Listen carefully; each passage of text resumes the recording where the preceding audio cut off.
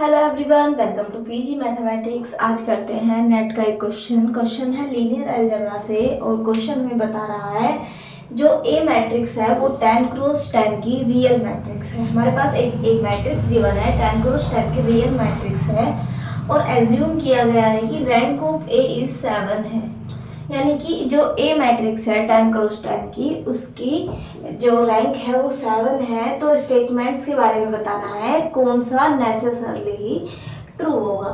पहला स्टेटमेंट कहता है there exist a vector v such that A v is not equal to 0।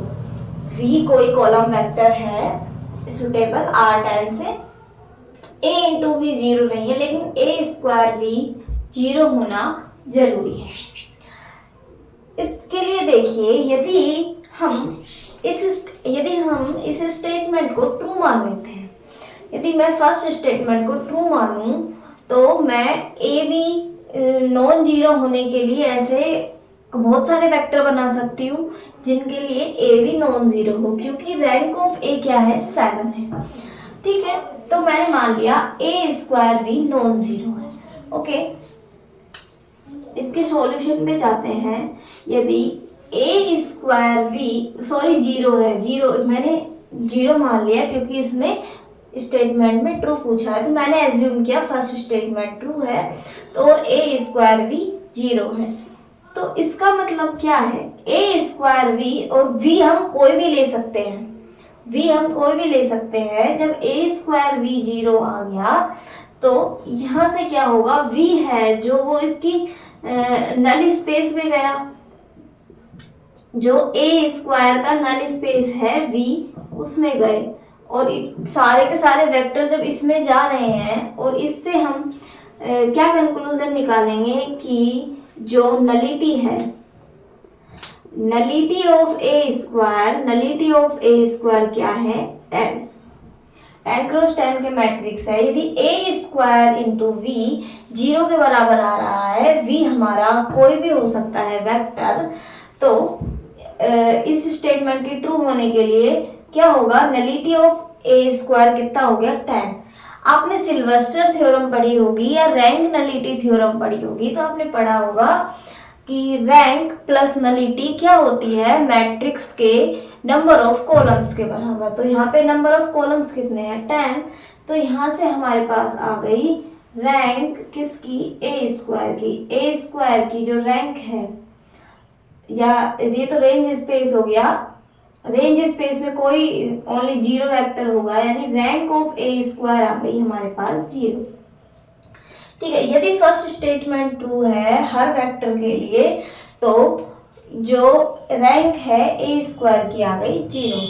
अब आपने रैंक में कुछ फॉर्मूले पढ़े थे, जैसे यदि हम रैंक निकालते हैं ए इंटू बी की, किसकी रैंक निकालते हैं, ए इंटू बी की रैंक निकालते हैं, ये किससे छोटी होती है, minimum of rank of A comma rank of B से।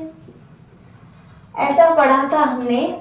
और बड़ी किससे होती है, rank of A plus rank of B minus n क्या होता है, जिसके कारण ए इंटू बी पॉसिबल हो पाया होता है ना, तो हमने ये पढ़ा था। अब यहाँ पे ए स्क्वायर की चर्चा चल रही है, यानी बी भी ए ही है, तो यानी rank of A square less than equal to minimum of rank A comma rank B, यानी दोनों की रैंक के बराबर से छोटा होगा। और इधर rank A plus rank B, यानी कि 2 rank of A minus n. अब ए की रैंक हमें कितनी दी गई है, 7 क्वेश्चन में गिवन है। 2 इंटू 7 माइनस 10, एन की वैल्यू क्या आ गई 10,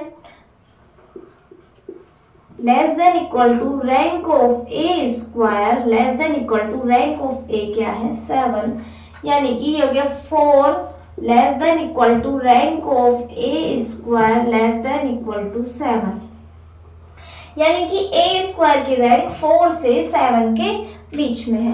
अब आप बताइए, यदि ए स्क्वायर की रैंक 4 से 7 के बीच में है, तो क्या पॉसिबल है रैंक ऑफ ए स्क्वायर 0 हो सकता है, नहीं हो सकता। यदि हम मिनिमम रैंक 4 भी माने, मिनिमम रैंक मैंने मानी 4 है, तो एक जरूरी नहीं कि एक हमें ऐसा मिल जाए। यदि इसकी रैंक 4 हो गई तो क्या होगा कि इसके पास 7 वेक्टर्स ऐसे होंगे। यदि इसकी रैंक 7 है तो 7 वेक्टर्स में से कुछ वेक्टर होंगे जो इसे 0 भी बना देंगे। लेकिन यदि रैंक इसकी 7 हो गई, रैंक इसकी 7 हो गई तो हम नहीं कह पाएंगे कि ऐसा होना जरूरी है। इसकी रैंक 7 है और यहाँ से इस कंडीशन से आ रहा है कि हर वी के लिए 0 है, तो ए स्क्वायर क्या आ रहा है 0, रैंक ए स्क्वायर क्या आ रही है 0। तो ये ये वाली कंडीशन क्या है, नॉट पॉसिबल हो गई ना, नॉट पॉसिबल कंडीशन। तो इसका मतलब फर्स्ट स्टेटमेंट हमारा क्या हो गया, रो। ठीक है, दूसरा कह रहा है, दूसरा statement, there exist a vector such that A square v is not equal to 0। A square के बारे में पूछा है, क्या एक ऐसा वेक्टर मिलेगा ए स्क्वायर वी नॉन 0 हो जाए? जरूर मिलेगा। यहाँ से हमने देखा ए स्क्वायर की रैंक 4 से 7 के बीच में। अब यदि कम से कम 4 भी हुई तो 4 वेक्टर्स तो ऐसे मिलेंगे, कम से कम li कम से कम 4 वेक्टर्स तो मिलेंगे जिनके लिए ये हमारा नॉन 0 हो जाए। यही हमने उसमें आइगन वैल्यूज आइगन वेक्टर्स में पढ़ा है, तो ये स्टेटमेंट करेक्ट हो गया। तीसरा कह रहा है A must have a non 0 eigen value. ये कह रहा है कि ए है वो must have non 0 eigen value. क्या ऐसा पॉसिबल है? तो मैं आपको एक एग्जांपल देती हूँ निलपोटेंट मैट्रिक्स का। निलपोटेंट मैट्रिक्स है, उसकी सारी आइगन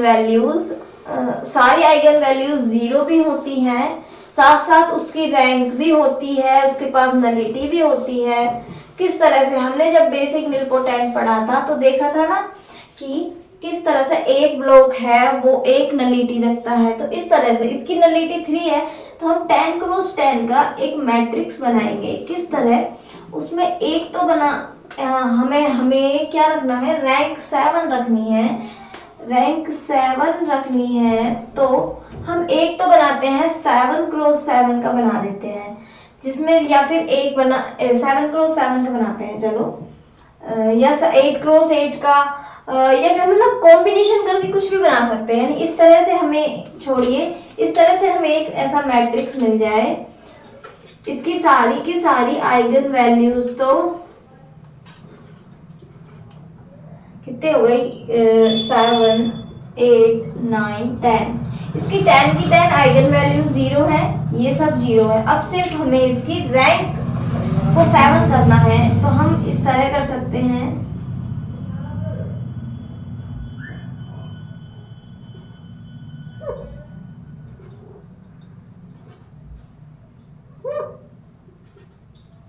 फोर 5 6 7 और ये सभी एंट्रीज भी 0। एक ब्लॉक मैंने बना दिया, ये 8 क्रॉस 8 का ब्लॉक है, और दो ब्लॉक ये हो गए हमारे 1,1 के, जिसकी नलिटी क्या आई, इस तरह से है ये रोज। अब कंफ्यूजन मत होना, ऊपर नीचे इस तरह रोज है ये।